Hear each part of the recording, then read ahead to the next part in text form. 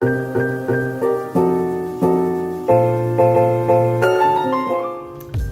everyone, welcome to Life of Thuy. My new thing for the week, we're going to learn CPR. This is my good friend Leeann. She's the one who's going to be helping us with that. Hi, I'm Leeann. I'm a nurse at Sarasota Memorial Hospital, and we're going to be talking about hands-only CPR today. So CPR stands for cardiopulmonary resuscitation, and it's basically when someone's heart stops, which is called a cardiac arrest. CPR is a way to actually manually compress the chest, which will keep blood flowing through the body and oxygen flowing to the brain and other vital organs until somebody can come and actually be able to restart the patient's heart. So that sounds like it's really important that everyone should know how to perform CPR in case of emergency. Absolutely. I mean, statistically, 70 to 80% of cardiac arrests actually occur in the home, and not a whole lot of people know how to do CPR. So if you think about it statistically, the person whose life you would save with CPR is probably going to be somebody you love, a parent, a child, a spouse, or a friend. So it's really important that everybody be able to have that skill. You never know when you're going to be put in that situation. A lot of people think it's just older people that have cardiac arrest, but it's actually pretty common in younger people as well. If they have a cardiac arrest, that person needs CPR. That is the most important thing. So you really want to act right away. With every minute that goes by, your chance of survival decreases by about 10%. Brain damage can occur within 4 to 6 minutes. And if you think about the average response time for an ambulance in our county, depending on where you live or where you work and how far away you are from the fire station, it can be as little as 2 to 4 minutes, or it can be as long as 8 minutes. So if you think about that, the really important thing that impacts survival is having a bystander that knows CPR and isn't afraid to act. So really the sequence of events that's really easy to think about is when someone has a cardiac arrest, the first thing you want to do is kind of shake and shout and see, are you okay? Are you okay? If it's something that may be enough to wake them up. If they don't wake up from that, and you observe their respirations, and this all happens very quickly. Sometimes they'll have some sort of breathing, but it's more of an abnormal breathing. So they may be snoring or gasping or grunting, but it's not effective breathing like you and I would normally be doing. Okay. So if someone's collapsed, you're not able to wake them up, and they're not effectively breathing, they are in cardiac arrest. So the next thing you want to do, the really important thing to do, is call 911, because they are the people that are going to bring the advanced techniques in there, like defibrillators that can actually get their heart started again. What you're doing with CPR is really supporting oxygen being able to still be pumped through the body and preserve the brain until somebody gets there and is able to restart the heart again. So the next thing you're going to do is call 911 right away. Most of us have cell phones on us. We can pull it out, dial 911, put it on speaker, and then you're going to start CPR right away.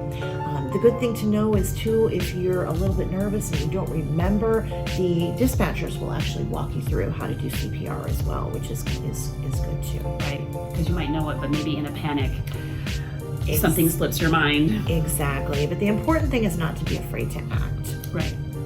So you want to go ahead and try CPR? Okay, sure. All right, let's do it. Okay.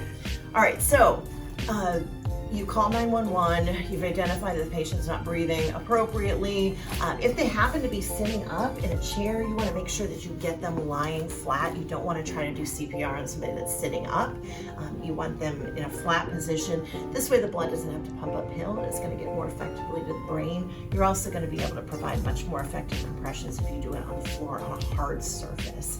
So again, the goal of CPR is to compress the heart between the sternum or the breastbone and the spine.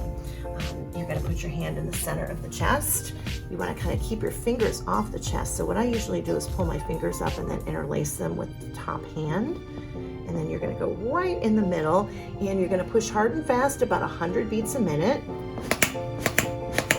You'll hear a clicker on this particular model. You're not going to hear a clicker, of course, on a regular person, but that's just letting me know that I have effective compressions and that I'm doing it at the right depth. And actually 100 beats a minute is the tune of Staying Alive. So that kind of helps you if you think about that song. It's not playing. If you think about that song, it's going to kind of help you to do it at the right rate.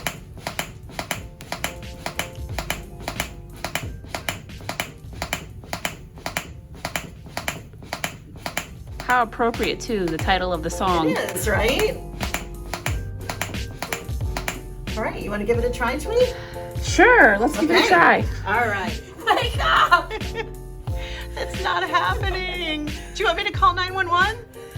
Yes, someone please call 911 All as right. I apply these chest I'm compressions. calling 911 and I'm going to go get the AED.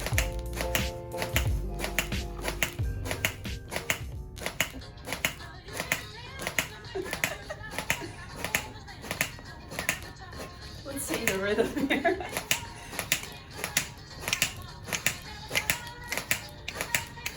It's also a percussion lesson. It's a music lesson for me. Maybe percussion's not your instrument. And the important thing to remember is any CPR is better than no CPR. So even if you're not doing it perfectly, you are increasing their chances of survival by so much just by doing anything. It's exhausting, isn't it? Yes, it is. It's exhausting. So the really important thing is if you and I were here, as soon as I get done calling 911 and get them on speakerphone and go get that AED, of course we can use that right away and we'll show you how to use that as well. But you and I want to switch off every minute or so because it is really tiring if you're doing it correctly. Can you switch to other parts of your body instead of a palm of the hand? Can we switch to like elbow or anything like that? I don't think that's Or like recommended. maybe like a knee? No, not a bad idea. Thanks so much for sharing all that information with us, Leeann. Thanks for teaching us stuff. You're welcome. It was my pleasure. Thank you so much for coming. I hope that you've learned something today, and I hope that maybe the viewers have learned something. If they're interested in actually taking a hands-only CPR class, we do offer them at the hospital at Sarasota Memorial in our Health Connection. They're actually held the second Tuesday of each month at 2 o'clock in the afternoon. Next class is February 11th, and you can look at future dates by going to smh.com, to our events calendar at smh.com/calendar, or our SMH Facebook page also has an events calendar on that as well. So I'd love to see some of you there. We offer both hands-only CPR and Stop the Bleed, which is another great opportunity to learn how to stop life-threatening bleeding, and we offer both those in the same class. And if you'd like to, we would love to have you come back and learn Stop the Bleed. Awesome. Okay, sure. Yeah. Thanks so much. We hope you learned something. Please like, subscribe, and of course, please sign up for a class. It was awesome. Very valuable information. Thank you so much. And just remember, call 911, push hard and fast in the center of the chest to save a life. See you next time. Thanks. Wake